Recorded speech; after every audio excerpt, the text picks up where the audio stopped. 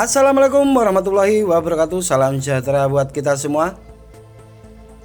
Bertani itu tidak cukup dengan punya modal yang banyak saja, tidak cukup dengan keberanian saja, melainkan kita harus jeli dan kita harus teliti, bisa membaca peluang untuk ke depan. Special edition kali ini saya akan menjelaskan gimana tata cara olah lahan yang benar dan bagus.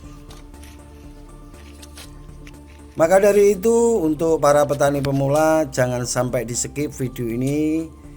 Ikuti tahapan-tahapan apa saja yang akan saya jelaskan untuk kedepannya. Olah lahan yang benar, pertama kita spray herbi untuk membersihkan gulma atau rumput yang ada di lahan kita. Untuk herbi bebas, bisa dari merek apa saja. Untuk tahapan yang kedua, setelah penyepraian herbi dan rumput sudah dirasa mengering, kita bisa nyepray pakai decomposer. Merek tetap bebas. Tujuan kita kasih decomposer adalah untuk pelapukan supaya rumput yang kering tadi cepat lapuk dan bisa menjadi pupuk untuk tanaman kita ke depannya. Untuk langkah ketiga, kita lakukan penaikan lumpur dari got, dinaikkan ke atas bedengan. Sebisa mungkin usahakan lumpur yang naik ke bedengan bisa rata.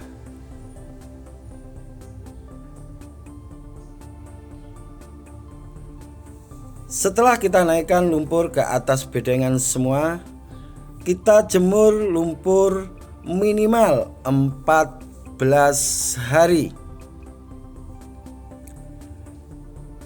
Karena saat ini sudah masuk musim penghujan, setelah lumpur naik 14 hari, sebelum kita lakukan kultivator, kita bisa nyepray pakai jamur antagonis, yaitu trichoderma. Tujuan kita spray trichoderma adalah untuk mendegradasi jamur patogen atau jamur yang merugikan yang ada di lahan kita.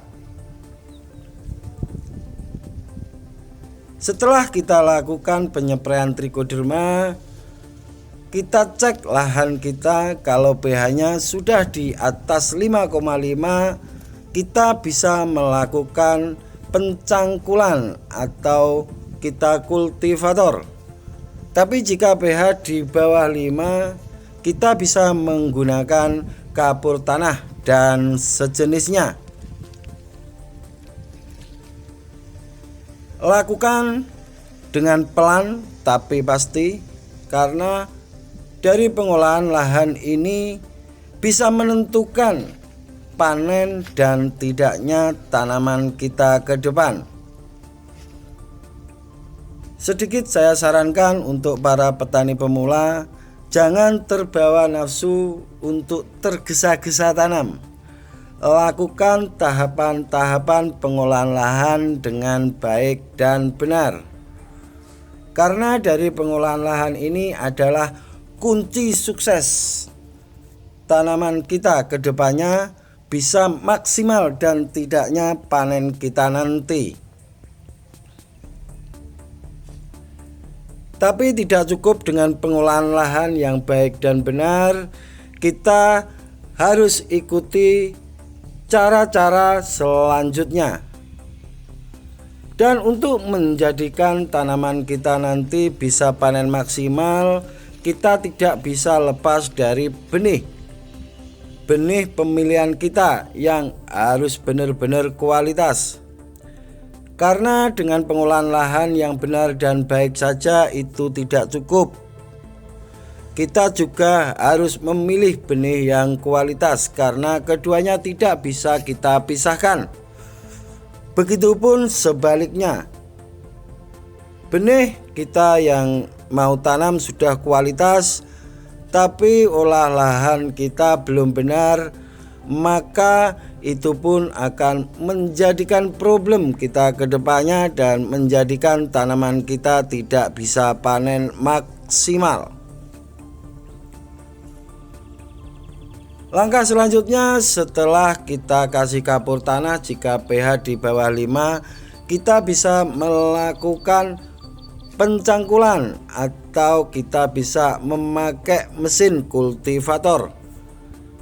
Setelah kita kultivator, kita bisa spray lagi jamur antagonis yaitu Trichoderma. Tujuannya benar-benar untuk menetralisir patogen yang ada di lahan kita.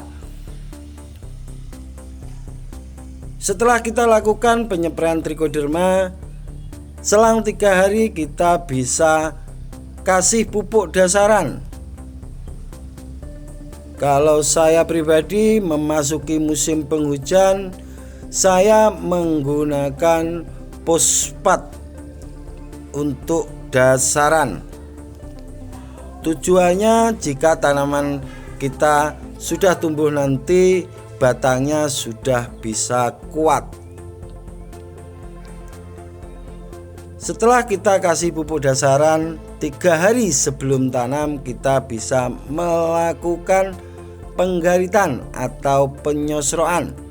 Setelah kita lakukan penggaritan, kita bisa melakukan penyepraian herbi pratumbuh merek bebas. Kenapa kita melakukan penyepraian herbi pratumbuh setelah penggaritan? Itu lebih efektif menurut saya daripada sebelum penggaritan.